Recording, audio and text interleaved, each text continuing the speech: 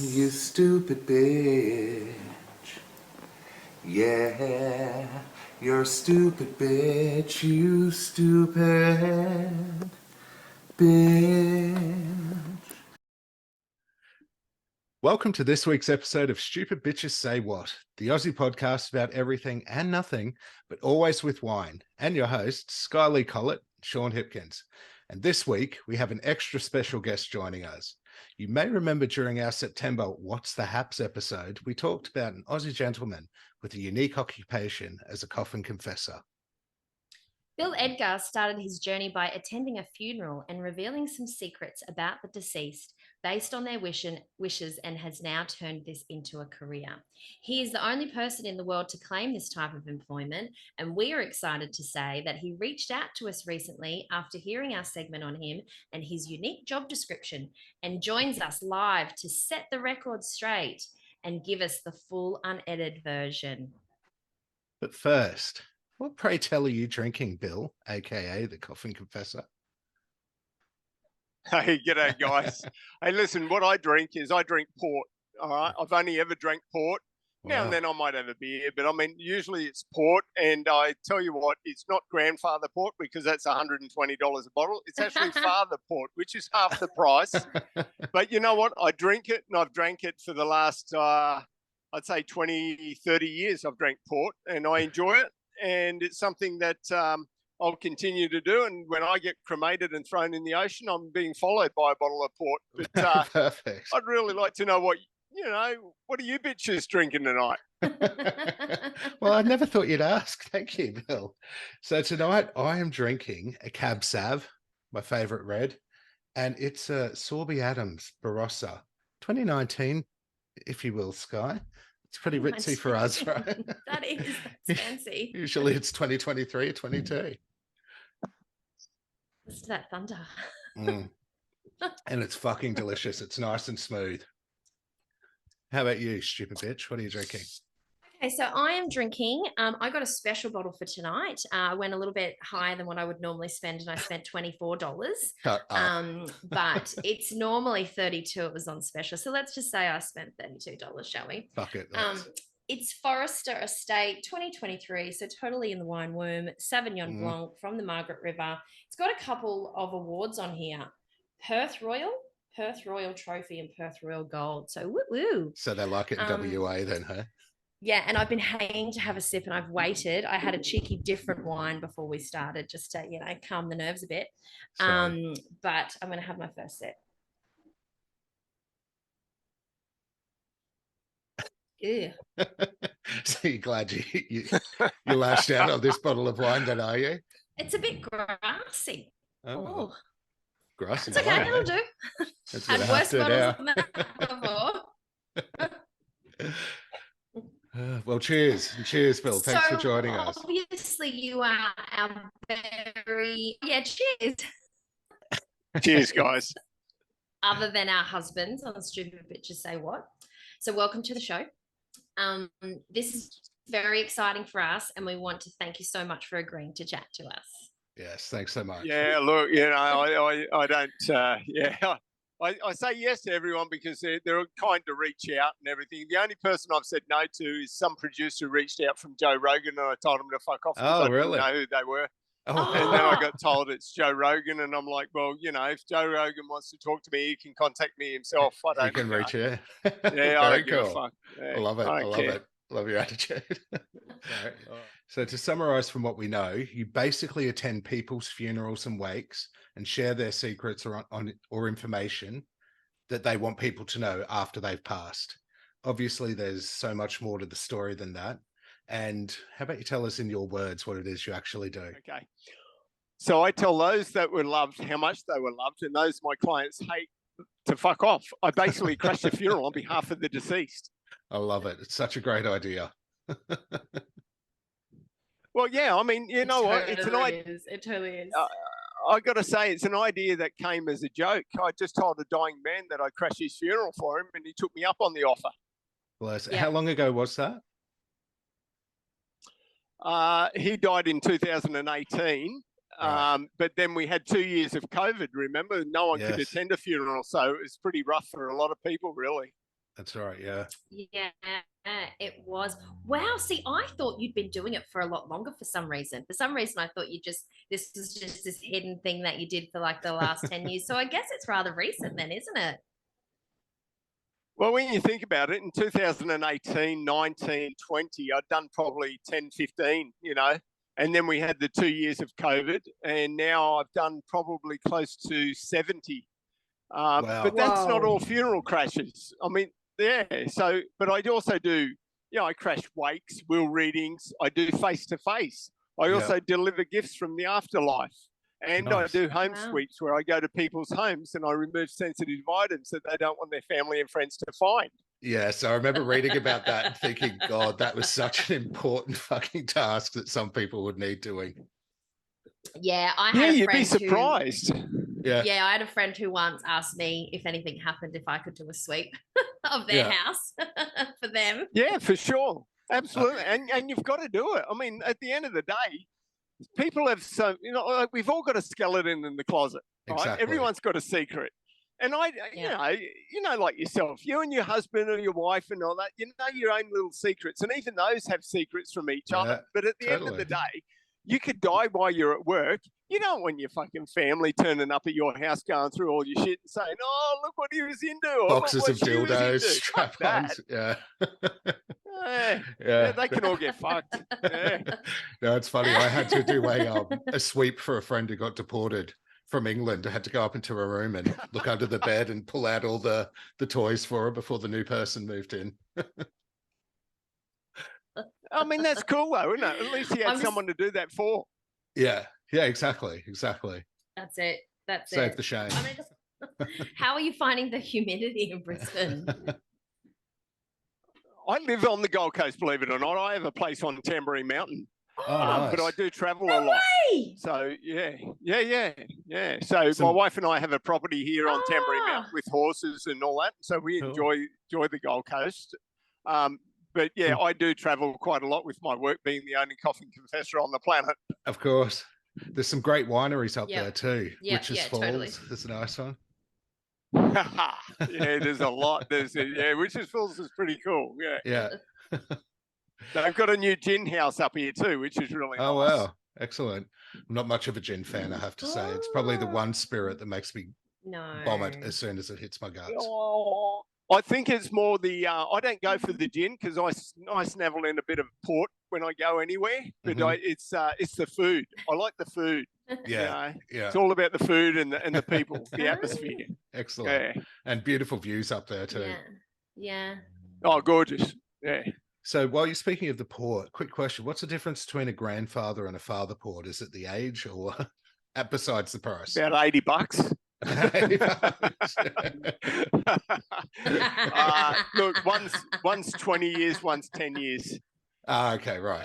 Excellent. But at the end of the day, it's just, it comes down. I mean, obviously it comes down to price as well. I mean, we can't all sit back and smoke a cigar and drink the most expensive shit that we'd really like to.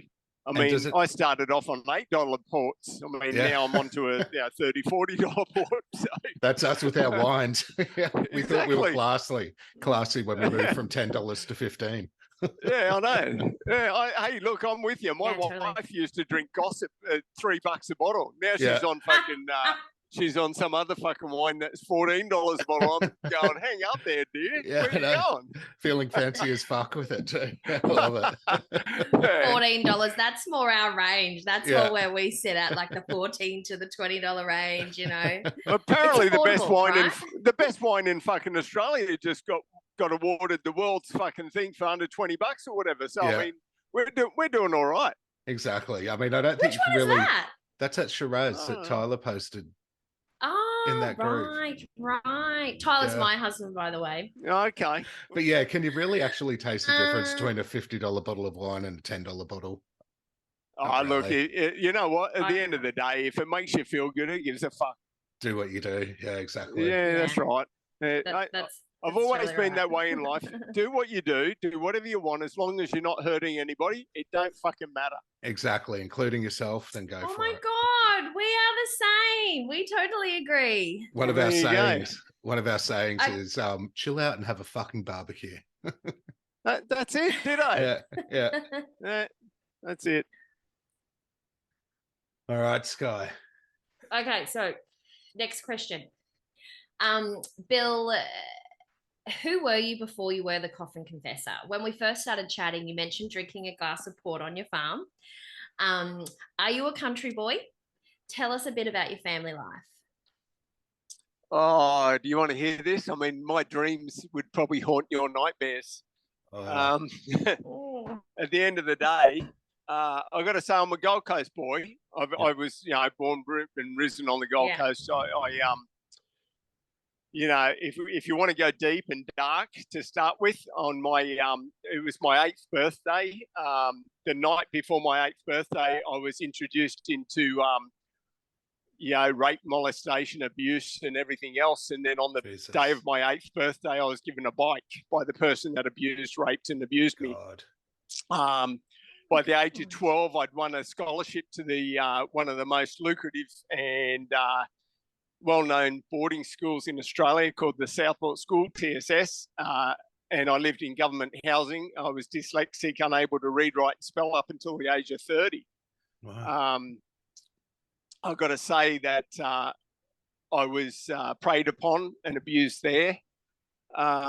I left and ran away from home and school at the age of 14, lived on the streets until I was 18, stole a school uniform and went into a school at the age of 15 and met a girl who's now my wife, and we've been together for 40 years.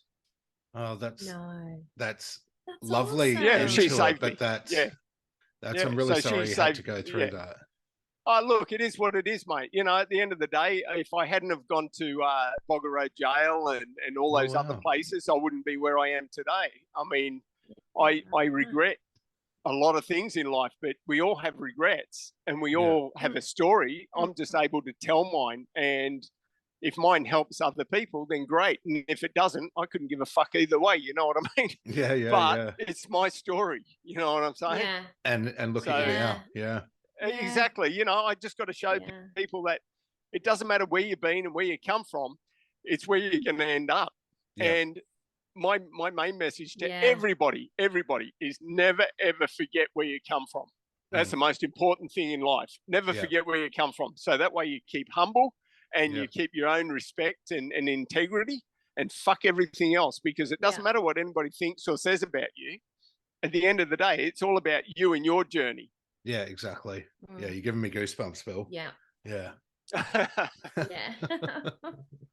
Thank you for sharing that with us. So, and now you're living like on a farm at Mount Tamborine. That's the dream, right? I would love to live on a farm. I'd be terrible at it. Like I couldn't do anything, like I'm not good at heavy lifting. I'm very weak-wristed. Mate, but I'm a shit that farmer. sort of like that lifestyle. You know what? My wife says to me 10 years ago, she says, look, there's a property on Tamborine Mountain. I really like it. It's 10 acres. I come out and had a look at it and went, no fucking way. I'm buying a job. There's no way I'm buying a job. Yeah, you're not mowing 10 I'm acres. Like, fuck me, Dad. Look at all the shit everywhere. Yeah. And she says, no, you know what? It's going to be okay. It's going to be good. And I'm like, no fucking way.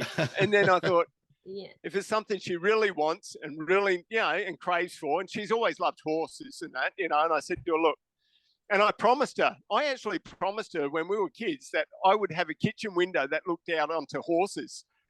And you know what? We fucking did it. Nice. And I was so grateful to do that for her. So, That's and awesome. 10 years since, I've become a bit of a farmer and I'm pretty good at it. And I've got to say, I fucking love it because I haven't got a neighbour. My closest neighbour is probably, I don't know, be about 2 Ks away.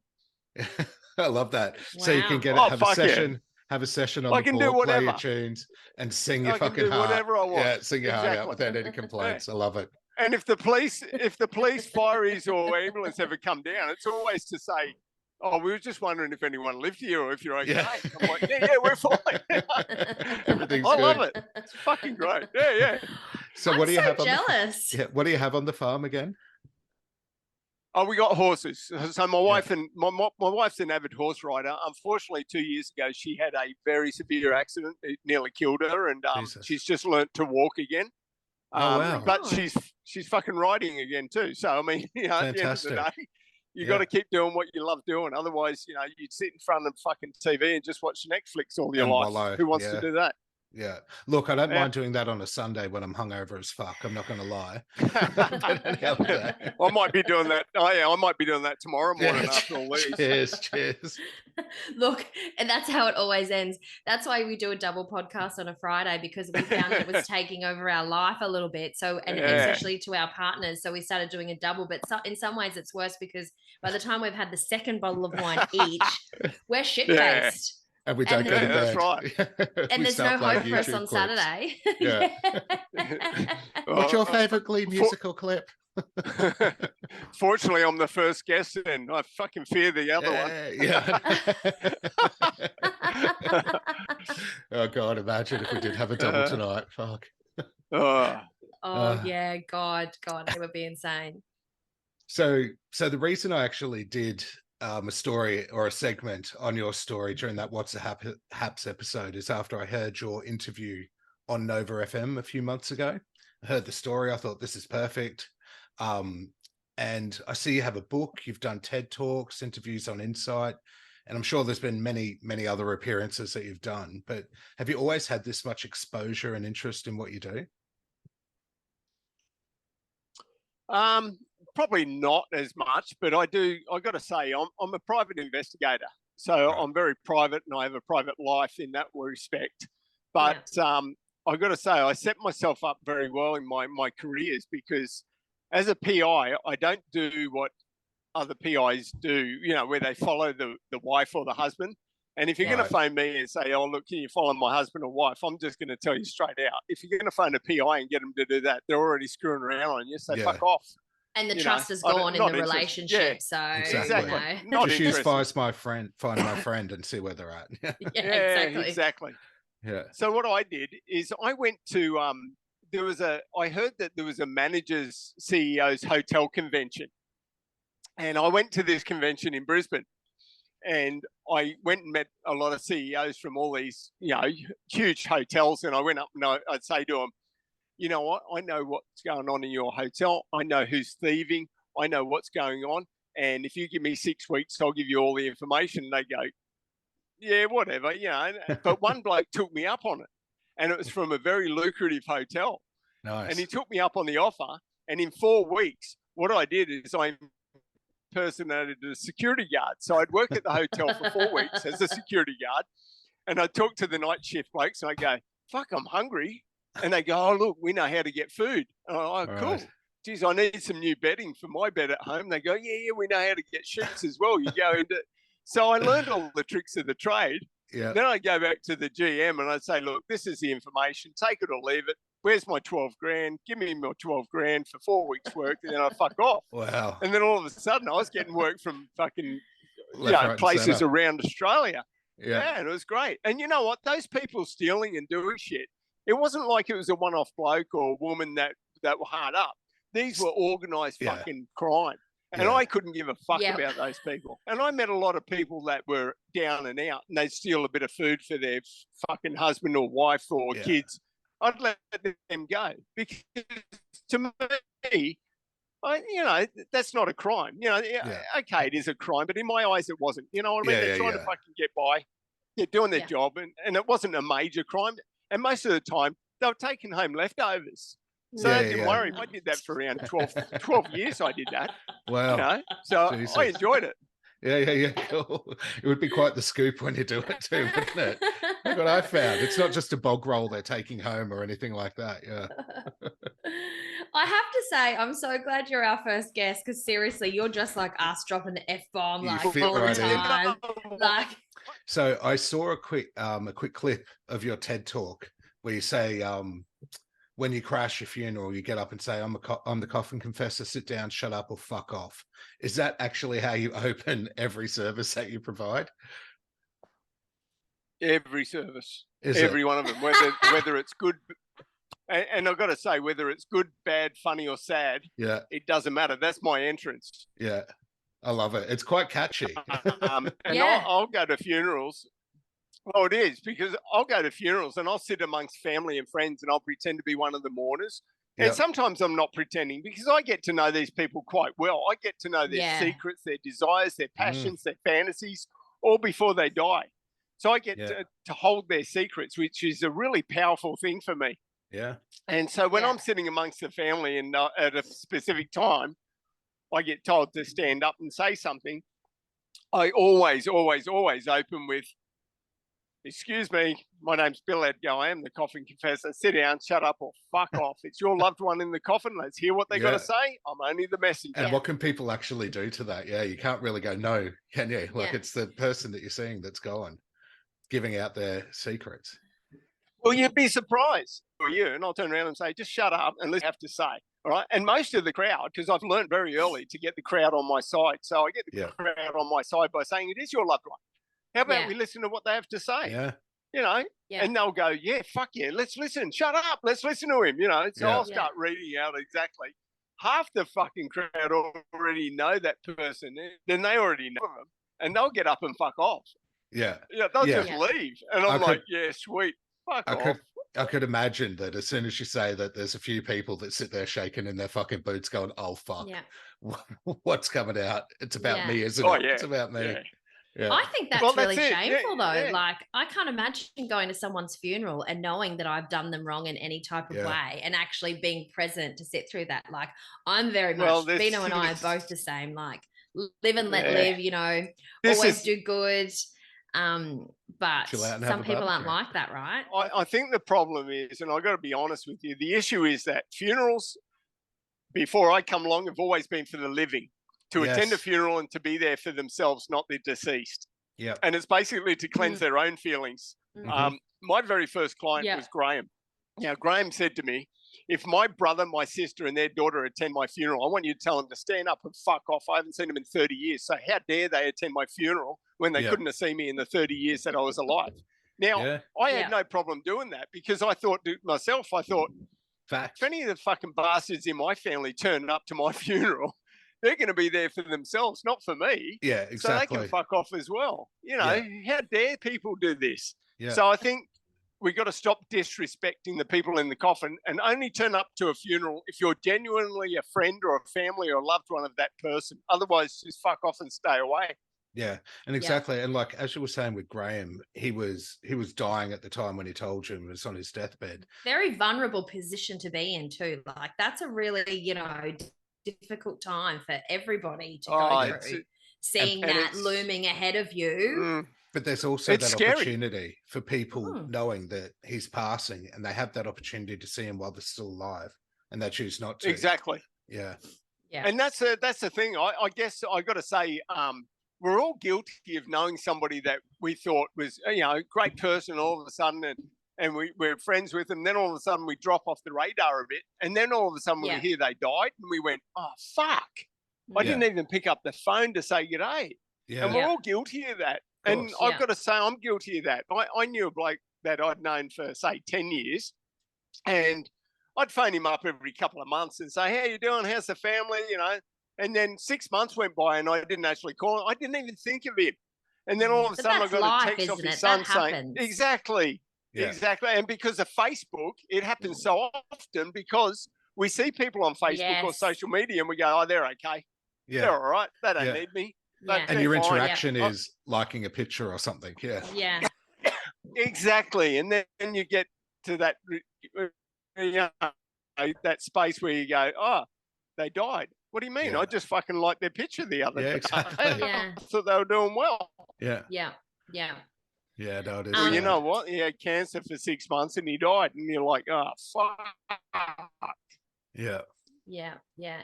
It's so funny that you say that funerals are for the living, though, because Bino and I have this thing where we already know what is going to happen at each other's funeral. Like, see, I want people to come in. I want people to have shots at the door before. And if they don't have that shot when they come in, they got to go away. If they're not going to come in and celebrate my life and dress in crazy, outlandish outfits and have music playing while the service is happening, like I think, you know, it has to be about the person as well. Exactly. Do you know what I mean? They're the one who's passed on. They're the one who had to look death in the eye and move on with all that fear. Exactly. Yeah. Like, you know, it's not, I don't think it's for the living. I think it should be for the person who's passed. And if you can't handle what needs to be said, then Fuck get on off. your bike, There you mate. go. Yeah. It was interesting what you said before too, when you were saying how you feel empowered when they give you their secrets and all that stuff that's on their deathbed. It must be so liberating for them as well to actually just fucking release all that information before they go, knowing they're not taking it to their grave. Well, yeah, and I got to say, I never thought I'd become the keeper of secrets in such a way that it's become such a trusting and it is trust. I mean, people trust me to hold on to their secrets until they go, until their funeral. I mean, you know, recently one lady, and it was very hard for her to come forward. And I can imagine she had nobody to come forward to except myself. And I'm the only person on the planet she actually reached out to. And I said to her, well, what is it that you want to say? And she says, well, look, I want you to tell my son that I'm not his mother. I'm his grandmother. His sister is his mother. And his father's his grandfather. And I'm like, holy shit. What? So you're telling me that your husband raped your daughter and that was the conceiving of your son? And she said, yeah. Jesus, and I'm like, oh, man. Christ. Yeah. And what a secret to hold, though. That's deep. You know? Yeah. But then when you confront that guy and you tell him, he turns around and goes, that's why I'm so fucked up. I knew there was a reason. I knew there was a secret. Why didn't she tell me? And that's what I try to tell people before they go. Why don't you reach out to them? Why don't you tell them? And they're like, you know what? It's too late. I'm on my deathbed. I'm going. Yeah. I need somebody to do it for me. And I don't want it to be a family or friend because they won't fucking do it. So I need you to do it. And I know you'll do it. Yeah. But that's a bit of a burden on you, right? Like for you to have to take that on and know that there's a better way to sort of get that message across, but knowing that that's their dying wish and you've committed to that. So you've got to see it through. Like, wow, that's a huge burden to have to carry around, I think. I get paid well to do it. They don't need the money where they're going, and I never get a complaint either. I bet you do. Yeah. I love that. Yeah, 5-star reviews all around. Insight, they don't need the money where they're going, and I was like, fucking hope they don't. Like that, they don't need the cash. They're not going to be buried with it, or some people do, I guess. Oh, I tell you what, just recently, my last, and I'll share this with you guys. One of my last clients, he's a very wealthy man. He gave a lot to charity. He gave a lot to a lot of people. But he had some certain items that he wanted to take with him. And as we know, you can't take anything with you. Nothing. But he gave me a bag and he said, look, he said, I want you to bury this in a place no one will ever find it. And I'm like, where the fuck do you bury something no one will ever find? On your farm. On your farm. Oh, yeah. You know what? I came up with some fucking ideas and I was like, no. Even on my farm, I thought, nah, because you know what? It's got to be a place that no one will find it. So what I did on the day of his funeral, I got the gravedigger to lower me into his grave. I dug a hole. Buried it there, and when the coffin laid on top, that was it. That was the perfect place to fucking put it. It went with it. Yeah. Do you know what was in the bag? So they were okay with that? The gravedigger was okay with it? After I gave him a few $100, yeah. Money talks, doesn't it? It's all about the money, nothing else. You know, it's all about the money. Everybody's got a price. You know, True. and at the end of the day, the guy was great. I mean, he lowered me in there. And I did what I had to do. And he yells out to me, he says, I'll be back in a minute. And I'm like, fuck off, mate. You've just lowered me into a grave. And I tell you now, graves are not 6 foot down. They're more than fucking 6 foot down because I'm 6'2", and I'm telling you, they're fucking a lot longer. This was like 8 foot. Your head wasn't popping and over there was no way out. Yeah. No. But I did manage to have a bit of a lay down and a rethink and a bit of a cathartic experience while I was in the graveyard, you know, and I thought, you know, but why the fuck people want to get buried in graveyards? I mean, I keep thinking to myself, fuck that. I want to go out in the ocean or space. Well, Sky's got a theory about this. I want to be a skeleton, right? I don't want to be cremated. Like I like to think that an apocalypse ever happened, that my bones will rise to the surface. But a zombie apocalypse. A zombie apocalypse. Yeah. But if I'm really, really honest about it, if I had the money when I go, I want to be buried in Oktoberfest, because that is like, have you ever been to Germany? Have you ever been to Oktoberfest? Yeah, I know what you're talking about. Yeah, it's full on. Absolutely. But it's like Disneyland for adults, and I want my skeleton to be underneath that place so that everyone parties on top of it to the end of time. That's where I want to go. You just want a real boner before you go. Yeah, exactly. Literally. And I don't want to be Ash. I want to be a skeleton. I want someone to dig me up one day and go, "Oh, look at her. She drank a lot. You can tell from her teeth." Look at that on fuck skull. That. I want to be Ash. I want to be put in the ocean, and I want parts of my ashes to be put in certain people's drinks, so when they're drinking it, they have no fucking idea. Bill, this is what my request with my friends is. I want to be cremated, and I want them to put fucking some of my ashes in a joint and smoke me. Yeah, sweet. Yeah. That's my request. And if I go before you do, then you got to make sure that happens. I've asked that my coffin goes into the furnace and it's filled with fireworks before it goes in. Nice. Oh my God. Every time we ask you a question, there's like 1,000 more questions that we want to ask. And it's like we're only like a tiny bit through the questions that we wanted to ask you. This is going to go forever. Okay, so do you ever get nervous about some of the things that you're going to say, or being in a confronting situation? Because I know I would get really freaked out. Like, I can be in a confronting situation when it's really, really important to me and I can, stand up for myself. But when I'm standing up for other people, I don't know. I think I'd be a little bit anxious about that. How do you overcome that? Or do you ever feel like, whoa, what I have to say is so intense. Am I going to be able to deliver this message? I've got to say, I have no care or concern for those left behind. It's all about the person in the coffin. So I really don't give a fuck about those. I'll say what my client has told me to say. It's all written down in a letter for me. So I read exactly their words. It's not my words, it's theirs. And whether it's good, bad, funny, or sad, I couldn't give a fuck. Yeah. If people get offended or they cry completely. Oh, totally. I've got no emotion. I couldn't give a fuck. I may think like a psychopath, but I'm not a psychopath. Yeah. You've been conditioned that way through your life. Yeah. Do you so since you've come out as a Coffin Confessor and people are now knowing a lot more about what you do and stuff, do you see any cultural or societal trends that influence the demand for more Coffin Confessors? Like, do you have any competition out there that started to rise since you've made it public and done all your appearances and whatnot? I've got to say, I've got probably there'd probably be 8,500 resumes that I've been sent. People wanting to do it. And I've got to say that it's not for the faint of heart or those that fear. It takes someone special to do it. And I don't say I'm special. I'm just saying that I'm just the type of person.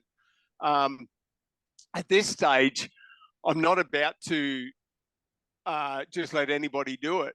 Yeah. So I just continue to do it and go globally. It's not a job that I do every week either, or every fortnight. I mean, I might do one a month, or I might do 3 a month, and then all of a sudden you got nothing for the next 2 months.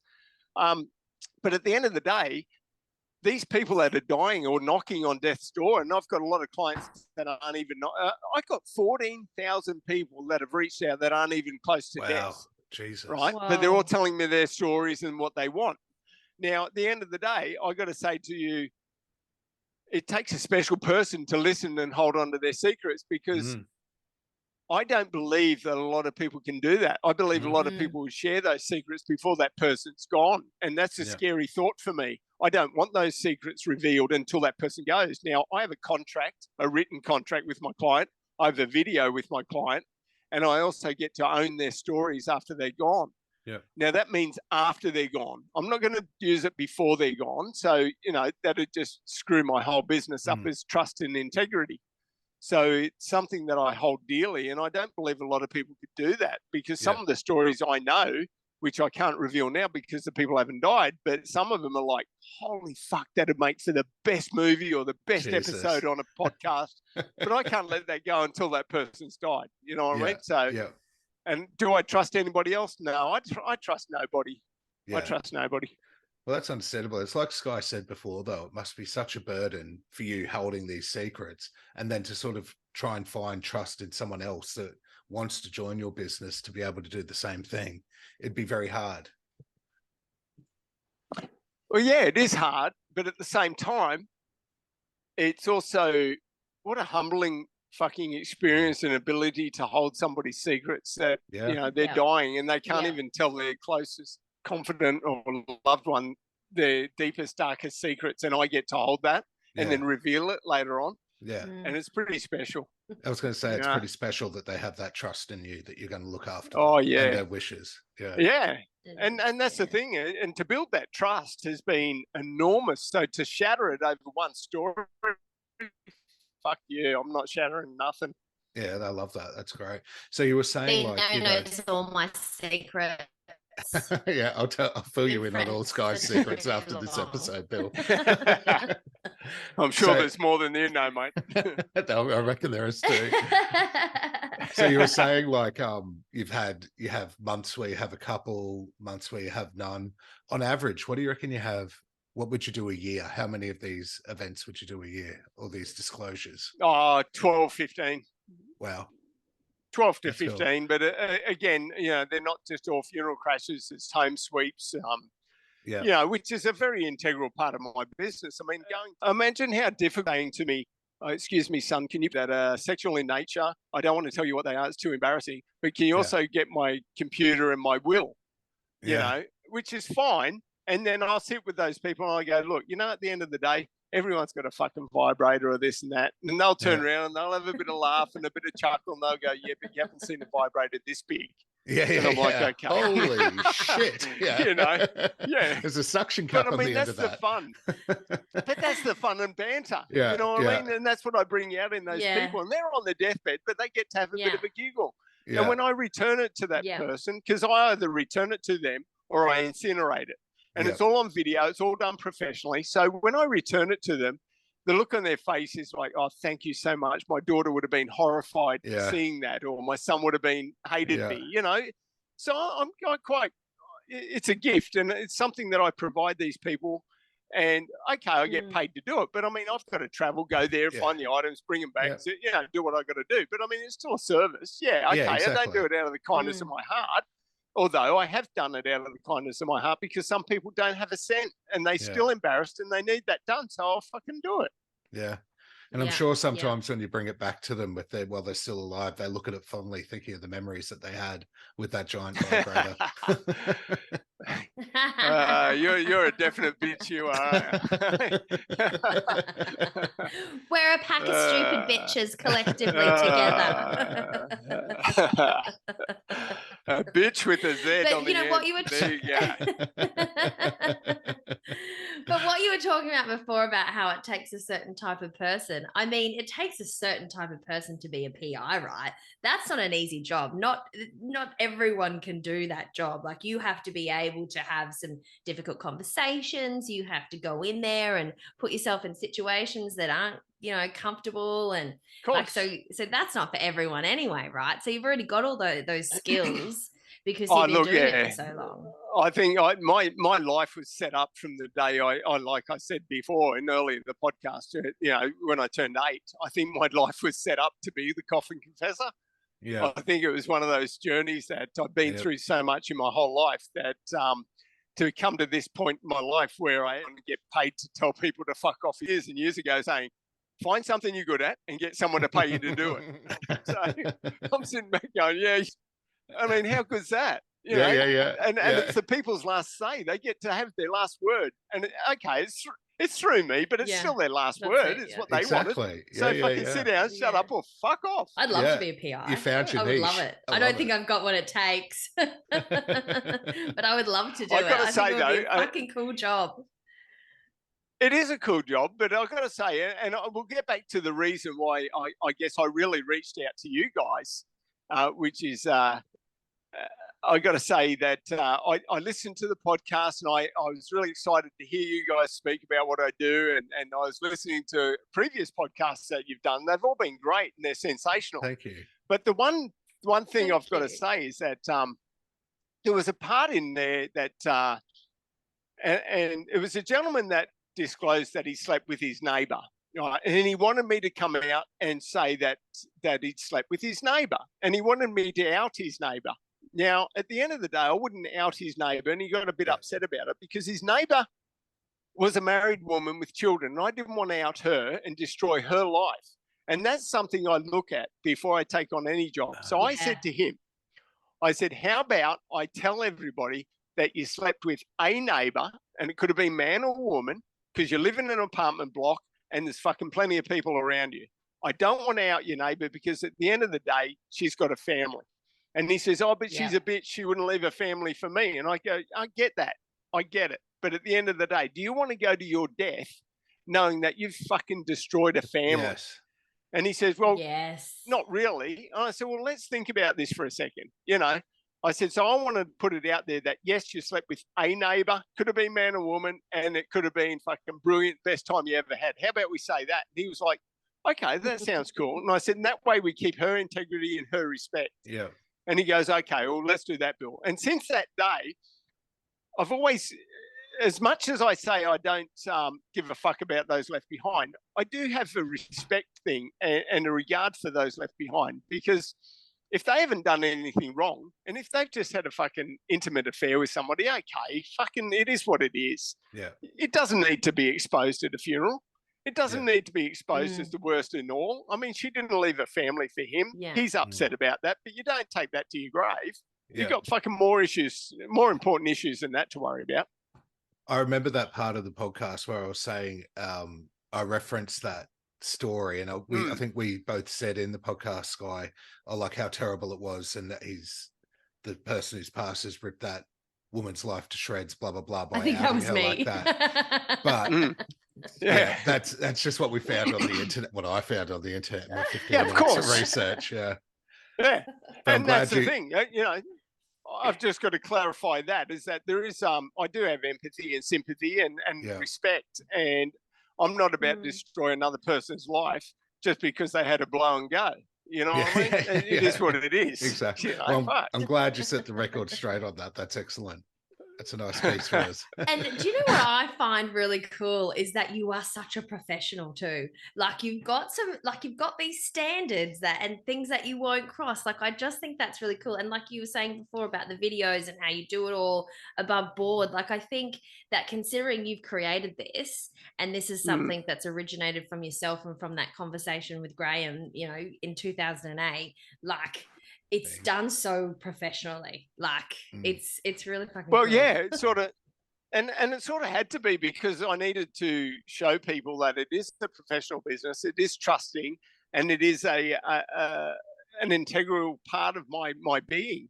I might have had the worst childhood and the worst upbringing anybody could ever have, but you know what? I've never ever used it as an excuse, and I'm never going to be a victim. I'm always a survivor, and I guess at the end of the day, I need people to know that they can do it.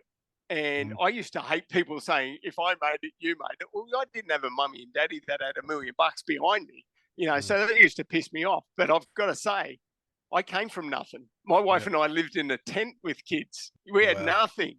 Yeah, and today people's mortgages are fucked. Everything's fucked in the world. Everyone's doing it hard. I've been there. I've done it. I know what you're talking about. You know what I mean? Yeah. So, really. So you do have kids?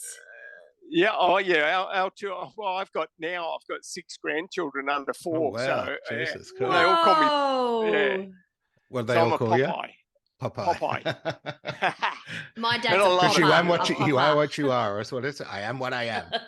I am Eat what all I the am. spinach. Yeah. You know what? I used to say, you know, when you have those fucking people that yell out, "Oh, you're a cunt," and I used to turn around and say, "Yeah, you are what you eat." And they go, "Oh yeah, I get it." I don't remember eating a fucking legend. So a lot of people used to say to me, "Oh yeah, I know, Billy. I called him a cunt once, and he told me he is what he eats." Yeah, look, I mean, like through what you've been through and shit, the important thing is you are still here now, and you're able to fucking provide this service and doing such great thing for people.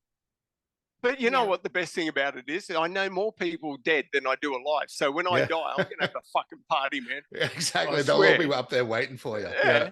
I haven't ripped one of them off, which is great. I haven't stolen or fucking told a bad story about any of them. So they're all going to be happy that I've done disclosures and done the right thing. And when I get there, there's going to be some motherfuckers there that'll want to run to hell when I get there. And if I'm in hell, they'll want to fucking get out real quick. They'll run to the other hell. Yeah.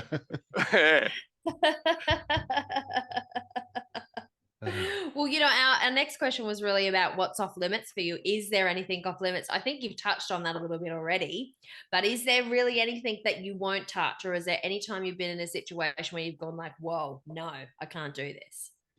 Oh, look, I suppose in 2021, the most confronting was a lady wanted me to be her suicide note. Oh, gosh. And I found that confronting. But then I thought to myself, well, I'm the Coffin Confessor. I'm here to tell a story. And if your story is suicide, then it's a story. So I had to think hard about it. And then I thought, yeah, fucking oath. If you've got a reason to go, it's your reason. It's your life. It's your death. It's up to you. So that was the confronting part. But I ended up doing it, and it wasn't hard. It was something that I took on because I met the lady and I liked the lady, and it was her choice and it was her decision, and I respect her choices and decisions. So she did it in the end. Of course. Well, yeah, but I mean, of course, I tried to say to her, look, there is help. There's help out there. But at the end of the day, I've been through it. I've fucking stood on death's door 3 times before I turned 17, so I know about the help and everything out there. And it might be a false hope and everything, but there's something, So that was very hard for me to deal with, but then I dealt with it and I moved on, and I thought, well, a suicide note's just a note, and I'm just the fucking reader of that note. I'm a messenger, so that's what it is. I guess the other part was the confronting. I go to viewings and I place items in coffins, but I'd never expected somebody wanting me to pinprick their body and use it as a pincushion because they were petrified of being buried or cremated alive. Right. Look, I can get that. Yeah. Whoa. Yeah. I ended up getting it too, and I used his body as a pincushion. Yeah. And he didn't wake up, thankfully, for me anyway. But I mean, at the end of the day, it's what people want, their wishes and their desires and whatever they want. Placing items in coffins like mobile phones, photos, rings, jewelry, whatever. I'll do that, but even you and I know that they don't stay in there because they get stolen or removed before they go in the furnace. Yeah. I mean, I hate the fucking funeral business. I think it's a money-grabbing prick of a business. Yeah. It's no different to sort of, lawyers. They're blood-sucking parasites. Everybody's after the dollar. That's what the whole world's about, is the dollar. Yeah, totally. Have you ever heard that story about people who die on boats, and how if they died, like back in the olden times, where if they died at sea, they wanted the hook shoved through their nose before they got pushed over to sea, just to make sure that they were dead, just to confirm that they weren't being pushed over partially alive, and then the person who had to do it was someone who preferably knew them at least a tiny bit on the ship, because no one wants to drown, I guess, and so they're shoving a hook through their nose, and that's how they tie them up before they throw them out to sea. Because, that's right. It's a proof. They don't want to be accidentally thrown over if they're not dead. Yeah, but imagine living with a hook up your nose. Yeah, I'm all right, mate. I know. I saw that in an episode of Outlander, by the way. That's what I was thinking. Can't you just slap me a couple of times? I'll be fine with that. Yeah. Just squeeze my but ball. If you're sick, pierce my nipple. That's fine. It's fashionable. You don't know. Fucking hell. So how do you find? Hook up the nose. I think it's your turn, Bino. So how do you find that family and friends generally react to the revelations to the funeral? Like, obviously you say that when you get up and say, hey, I'm the Coffin Confessor, this is what's happening, they usually agree and go, okay, what you got for us? But when you start saying the revelations, what's usually the reaction? Is it giggles? I don't know. It's too quick. I do it so quickly. And so I guess... a lot of people say, I've got footage of you doing it, I'm going to expose you. I'm like, I give a fuck. Go for it. Yeah, that's promotion. I couldn't give a flying fuck. You know what I mean? Yeah, exactly. And then other people have got to me and they've gone, fuck, you know what? I had my phone out. I was ready to press play, but I was so in the moment that I Yeah, forgot. yeah, yeah. Can you Yeah, do it that again? would be I'm like, me. no, I Oh, can't do it totally. again. I'd be like, you know, go, so go. Yeah. so it's right, fucking, it's in their face and it's really quick. So basically, what I do is I open the envelope, I read it quickly, I do what I do, and then I put the letter back in the envelope and I place it on the coffin and I leave. So I don't know if the funeral continues. I got no fucking idea. You I do just your leave. piece and Right. go. I do my piece and I'm out. So I couldn't give a fuck about those left behind. Now, obviously, a couple of people reached out and said, "Oh, look, you're at my grandfather's funeral. Thanks for doing that." And it's nice to hear that, but Yeah. I don't respond. I don't reply because it wasn't them. I wasn't engaged by Right. them. You still And there keep might it be a about couple the of people. client. Exactly. And there's Yeah. a couple of people that'll write to me and they go, if I ever see you, I'm going to shoot you. I'll reply to them and say, well, this is my address. Come and see me. Love You it. know, so those ones I don't give a fuck about. But the Yeah. other ones I'm sort of like, I don't reply because it I'm isn't already about packing, them, bitch. you know. So, and I don't have a problem, you know. Yeah. So, yeah, it's nothing that I've not dealt with. I mean, I went to jail when I was 17 years of age at Bogger Road fucking prison. So you Bogger want to come Road at me, too. you want to come fucking at me really hard Good old because bugger. yeah, I've been Yeah. there. Yeah. We did a tough as ghost shit. tour through there a few years Oh ago. yeah, Yeah. Some weird fucking theatrical guy well, I live with hosting the us. fucking ghost tour. Yeah, I bet. Yeah. Have you seen that they've got Scary times, right? have you read the book Boy Swallows Universe at all? I was just Oh, yeah, going to yeah. say that, Yeah, I have. Vino. Yeah, and how the Yeah. mention of Boggo Road throughout that. Yeah, I got asked to be a part in that, and Shut I up. declined. Really? What Stop part? it. Yeah, I declined because I said to him, "Look, I'd been there, I'd lived there, I knew what it was all about, and I'm not about to be a screw. If that's what you want to be, I'm not going to play that part."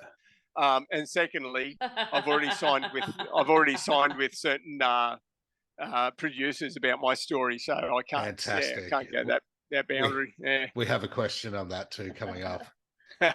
Yeah, we do. Excellent. I bet you do. I keep adding heaps of questions in. So you That's strike cool. me as maybe someone who follows the football. Are you an NRL supporter? It's okay if you're not. I'm not. Look, I got to say, up until I'm going to say 20 years ago, I was avidly involved in sport and love sport. Ever since, and anybody that knows me knows that I hate and I fucking detest gambling. All right. And since gambling took over sport, I don't watch it. I don't get involved in it and I don't support it. I fucking hate gambling. It destroys too many lives. It was the crux of why, whilst I lost my mother, my mother's a fucking hereditary gambler. I fucking can't stand it.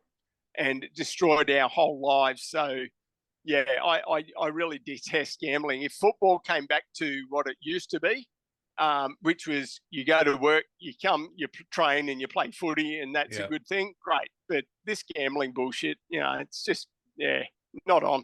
And now they've got ads, haven't they? They've got ads saying, beware, or do you know what you're gambling? I mean, fuck off, idiots. And they do that right after they tell you how to bet on all the fucking, bet on everything. But don't forget, it ruins lives. So you don't follow the Gold Coast Titans? No, I don't follow any football. Like I said, my mate was Peter Jackson. He played for Australia. He played for the Broncos. He played for he was a legend of his time. He took his life when he came out and said he was abused at the Southport School. And it was because of him I took up the pledge and said, you know what, I was too, and this is what I'm going to do. As for the Titans themselves, the football team, I mean, good on them for trying to make it and do what they do. I mean, I don't have anything against people trying to get somewhere in life, but fucking hell, you know, I don't like the betting part of it. That's all. It's just all the betting and the bullshit. You've seen the effects of what hardcore gambling does on a family firsthand. Oh, fuck, I've seen the actual football players. I've seen the footy players. I've seen fucking people like, you might have seen it yourself on telly. There was an interview one time with fucking, Broncos player, well-known Broncos player, who was running through to put punts on the fucking horses and that, you know, and he hits his head and gets knocked out. And there's, isn't that funny? Well, it's not fucking funny because he's trying to put a bet on. I mean, it's just not funny. None of that shit's funny. Yeah. Fucking hell. I'm not into that. But anyway, that's me. Yeah, that's fair enough. I live and let live. I've lost track of where our questions are, by the way. You're up to ethical considerations. Oh, okay. So this is one of Beano's.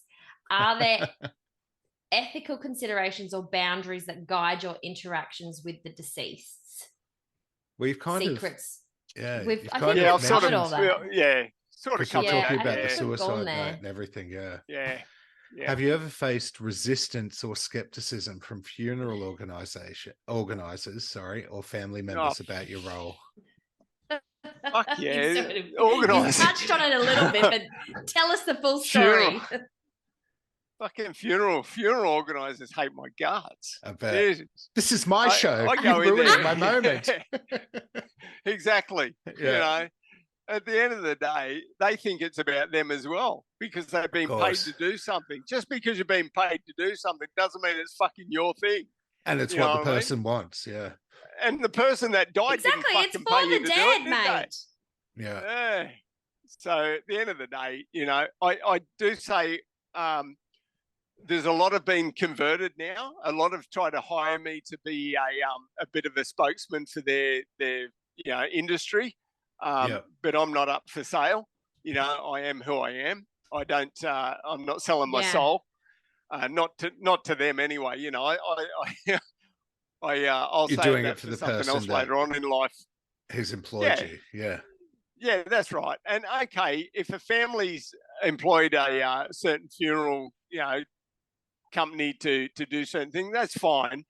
But I'm actually engaged by the deceased, so you can fucking take a back seat. Yeah, I love that. Yeah, totally. I'm going to skip ahead a couple, Beano, if you're okay with it, because I think we've covered a couple of them, and talk about the disruptive situation. You okay with that one? Yeah, you do, yeah. So what situation have you found where you have spoken on behalf of the deceased and it has been the most disruptive and caused the most shit show? Yes, give us the juicy details now. Oh, that'd be the bikies funeral where I actually disclosed that the guy going in the grave was gay and that his lover was in the audience. Yeah. And the lover's name was Steve. Now it wasn't. Oh, did you reveal the name Steve? Well, he told me to say Steve because there'd be 5 Steves there. Right. And in fact, there's probably half a dozen Steves there, and none of the Steves like me. So all the Steves are looking at each other going, "It's not me, bro. It's not me. It's not me." Yeah, exactly. We do cover that in the segment we did too. Yeah. Well, I got to say, when that first happened, when I interrupted that service, a couple of the boys come over to me and they said, "Look, you're going to end up in the hole with him if you fucking keep going." And I'm going, "You know what, mate? I've got a job to do. I've got to do it. It's on behalf of your friend. And if you got to do what you got to do, then do it. But I've got to keep doing it." And they're like, "Fuck, you got some balls, mate." And I'm like, "No, I've just got a job to do, mate. It's your fucking friend. It's your loved one. You do have some balls, mate. Let me say it, So but at the end, they could turn around. Yeah, well, at the end, they said to me, "Look, we'll hear him out. And if we like what he has to say, we'll let him go. If not, he joins fucking brother in the hole." And I'm like, "Well, it is what it is, And, but that's what I opened with, I'm gay and, Steve's in the fucking crowd, But I got to say, how I said before that I don't listen to anybody afterwards, but this guy actually gave me a call 2 weeks after and he said, "Bill," I said, "Yeah, mate." He said, "My name's so-and-so." I said, "Yeah, mate."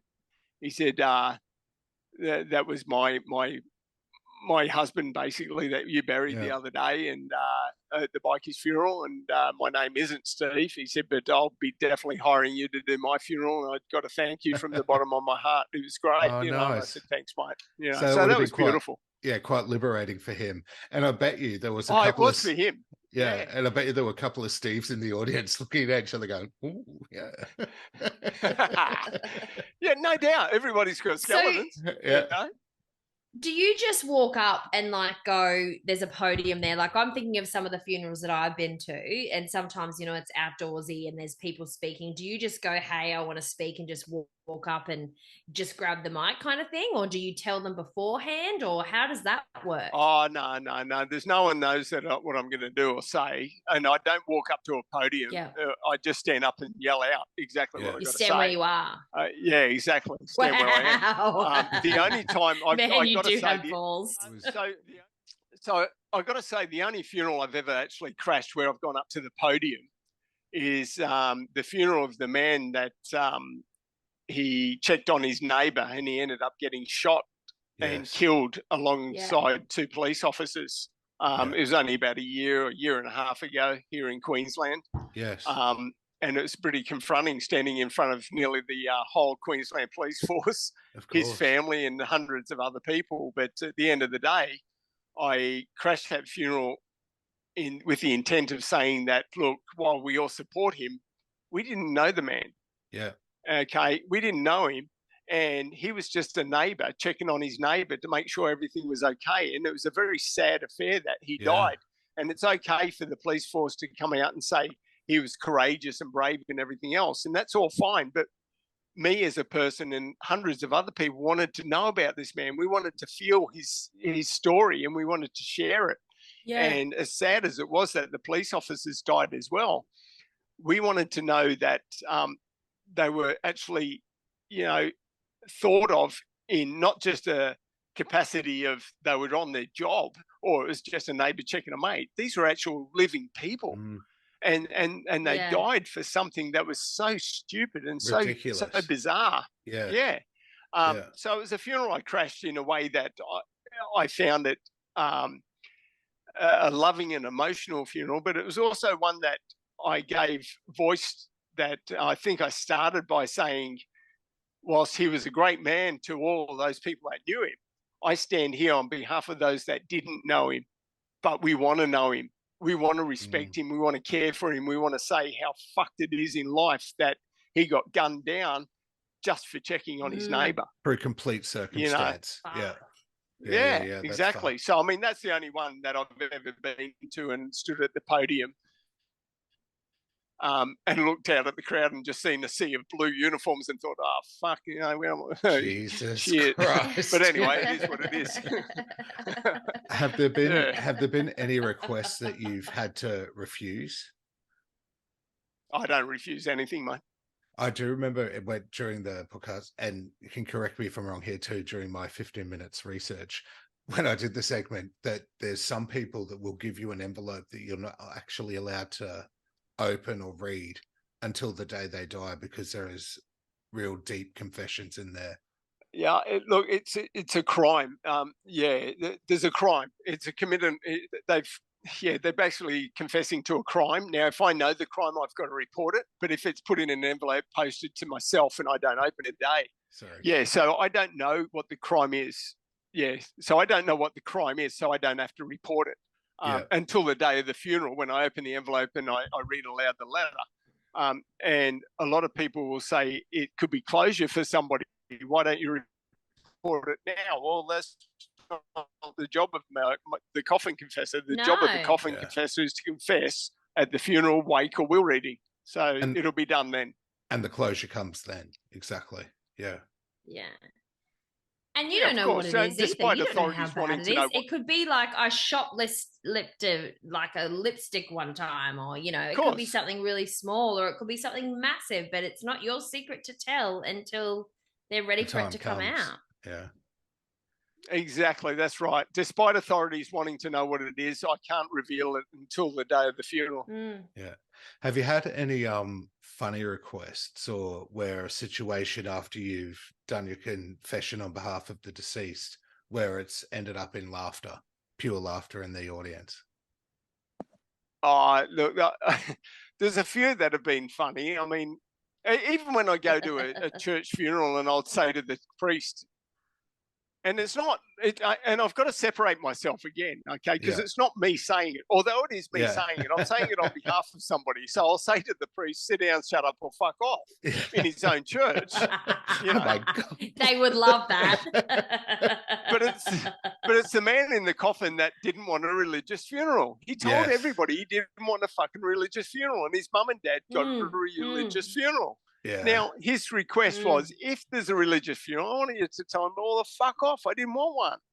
You know, and when I go in and I do that, half the crowd's there going, yeah, fucking oath. He didn't want to fucking, and I'm like, well, why the fuck are you sitting there all here doing nothing? Why aren't you guys getting up and saying something? You love the guy so much. Yeah. You knew what he wanted. Why didn't you get up and say, why are you allowing let's this just to take continue? the coffin and fuck off?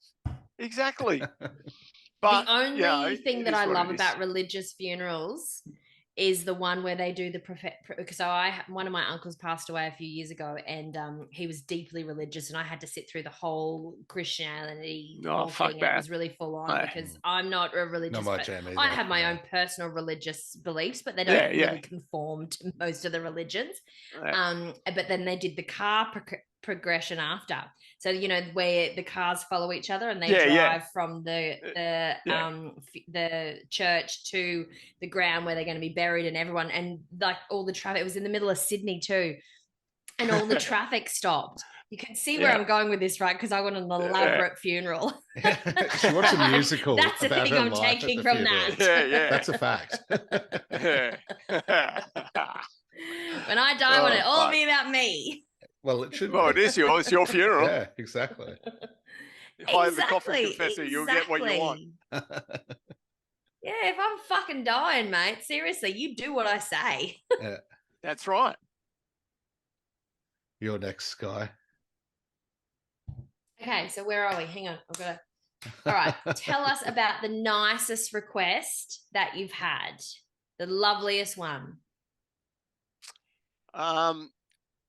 The one that sticks out to me the most, and the most loving one, would be the lady that she had a friend that she had for 55 years. They went to school together. They were best friends.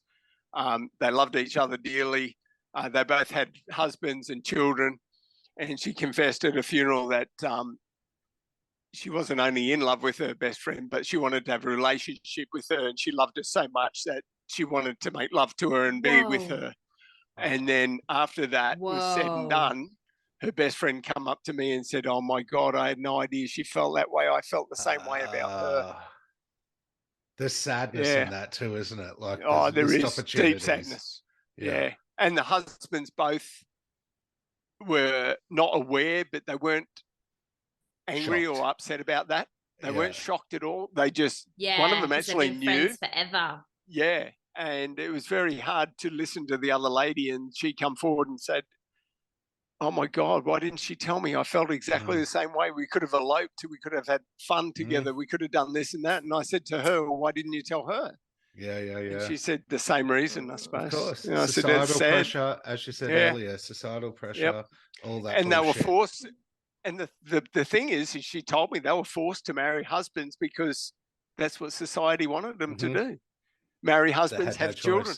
Yeah. That's right. Yeah. Let's hope for a better world. So many people live their lives that way, man. It's fucked up. Yeah.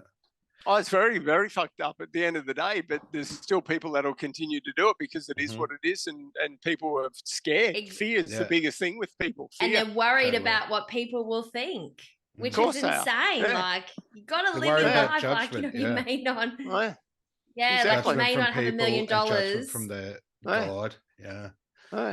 Yeah, and you may work that's the most loving one. Entire life, but that's speak nice. your truth. So now, we kind of touched on this earlier, and we've heard about a potential Netflix series. So what is the scoop? Give it to us. Look, we want to know everything. I can't actually tell you, but I can't. Look, at the end of the day, yes, I've signed some deals.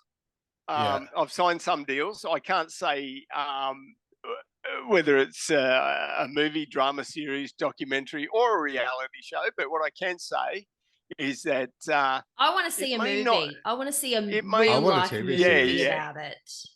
It may not be a male that plays the role of a coffin confessor. Interesting. So Damon Wayans isn't the person, all right? As we had reported. I had a great chat with him. He's a great guy. And it was a great chat. But I've had a lot of talks with a lot of people who are A-listers and everything else. Nice. I do like a few people that have been put forward, but then all of a sudden a couple of people have been brought forward out of the box just of late, and I'm like, holy fuck, they're going to be very interesting. And to play the role of the Coffin Confessor, I'm looking forward to seeing who it will be in the end. Being. So why do you think they're looking at potentially making it a female I could act in role? that. I could totes act in that. I think the idea of a female is that it's a role that isn't just for a male. Like, for instance, let's say Australia makes the drama series, for instance, and it's a female. LA may make a movie and it's a male. England may make another series and it's a female male combined. You know, how fucking so exciting! it's sort of across the board. Yeah. So it's pretty. I think that's hot. Exciting. I'm like, it's good to hear that your story's going to be on TV.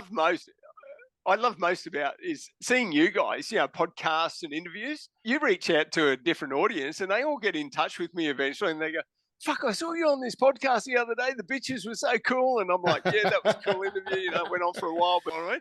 I have to tell you though, we are cool bitches. So my 17-year-old son, who's almost 18, right? He found out. So he's been a little bit. So we've been doing this podcast for 2 years now, just over 2 years.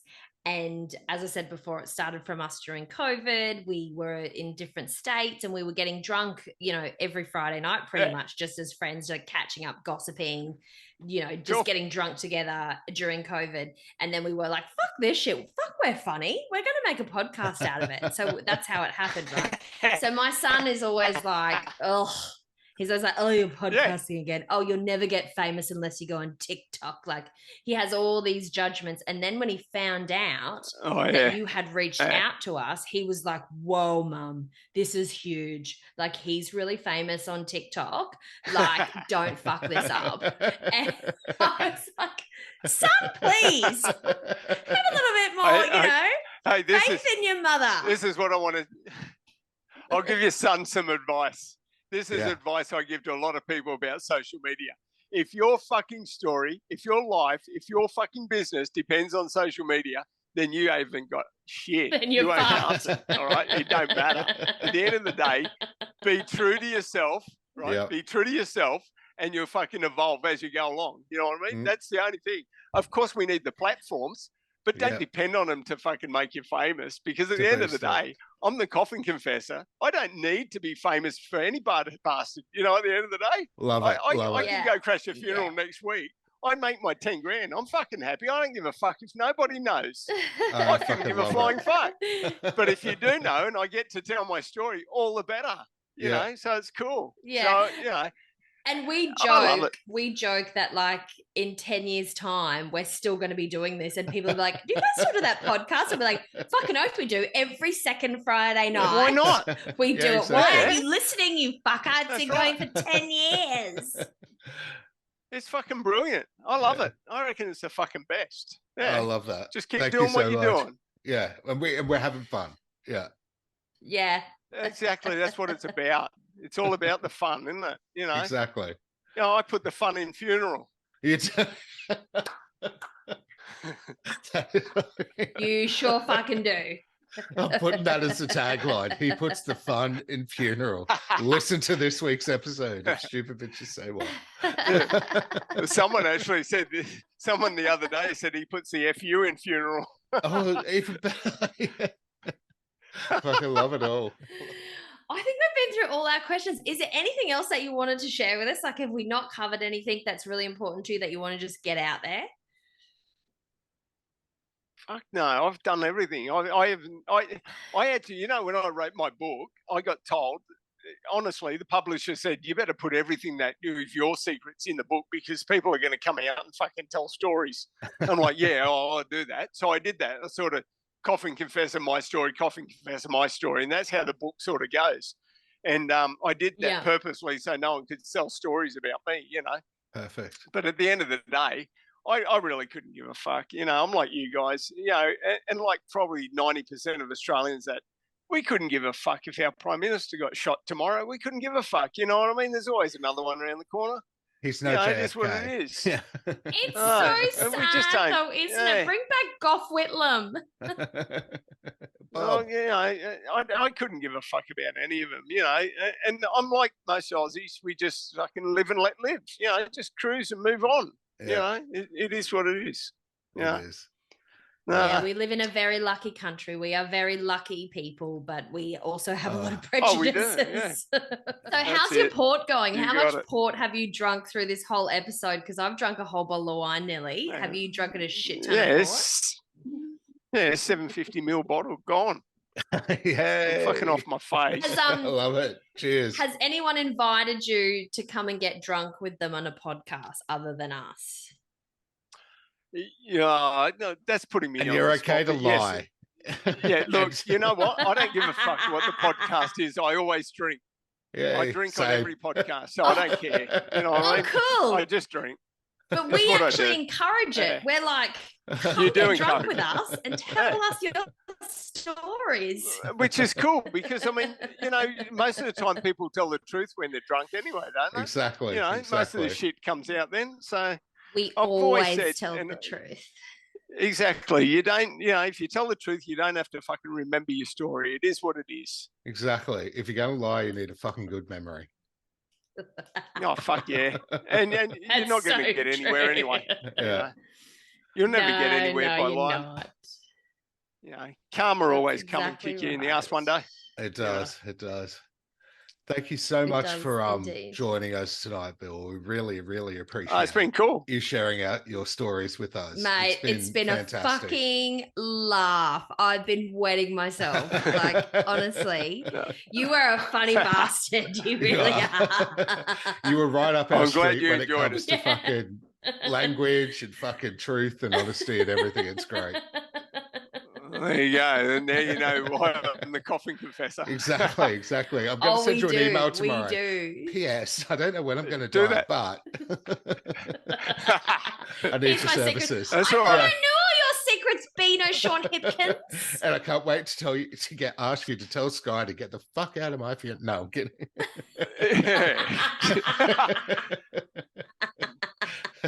I'll be It's like funny, one of those actually, guys who's one like, of the no. funerals I just did.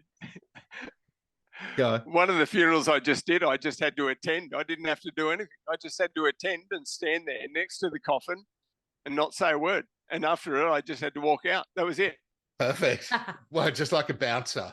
Sit down. People are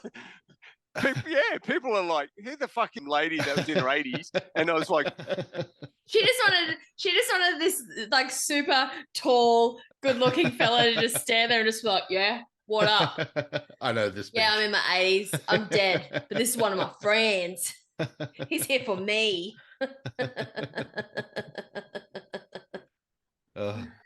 well, yeah, and I was there for her. But at the end of the day, nobody else knew why. And I certainly didn't know why either, to be honest with you. I just did what I did. Collect the check. See you, bitches. I'm out. It's totally That's something right. I would do. I get paid before they go. I'm pretty right. It's all good. I love it. Well, thanks for listening to this week's episode of Stupid Bitches Say What. We hope you enjoyed listening to us chatting to Bill Edgar, the Coffin Confessor, as much as we did. Now that we've had a bit of a laugh together, hopefully you might join us again for a follow-up episode, Bill, especially after the Netflix series drops. If you're looking for more content in Bill and the interviews he's done, Google Coffin Confessor and you'll find them all. Ho, ho, Merry Christmas, motherfuckers. And remember to like and subscribe to all our socials and share the fuck out of this episode. And if you're whining, you're winning. Good night, Bill. Good night, stupid bitches. Good night, Bill. Good night, you stupid bitches. Good night, bitches. Thanks so much for having me, and hi to all your listeners, and take care. Merry Christmas and stay safe. If I'm in You Brisbane, killed I'll it. give you a Thank you call and we'll so catch up for a much. drink. Dude, you know our All socials. right, guys. I'd love that. We should totally get on the ports together. Yeah. Say hi to your horses for me. All right, guys. Take care. And your wife. Yes. Bye, Bill. Oh, You've been definitely. the best. See you, Definitely. mate. Okay. See you guys. Bye. Yeah, that stupid bitch. He's a stupid bitch. What a stupid bitch. That stupid bitch.